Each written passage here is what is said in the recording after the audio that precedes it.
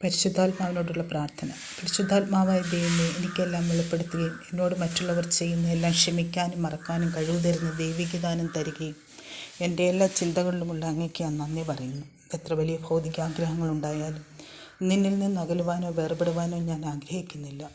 ദൈവത്തിൽ വിധേയപ്പെട്ടുകൊണ്ട് ഞാൻ പ്രാർത്ഥിക്കുന്നു.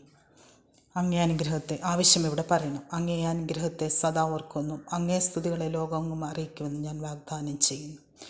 ഈ പരിശുദ്ധാത്മാവിനോടുള്ള പ്രാർത്ഥന ദിവസം 3 പ്രാവശ്യം ചൊല്ലി നിങ്ങളുടെ ആവശ്യം പറയുക. 3 ദിവസം ചൊല്ലിക്കഴിയുമ്പോൾ എന്താവശ്യമാണേലും സാധിക്കും. പിന്നെ 4-ാമത്തെ ദിവസം നമ്മൾ ചൊല്ലുമ്പോൾ നമ്മുടെ എല്ലാ ആവശ്യങ്ങളും സാധിച്ചിരിക്കും. Thank you.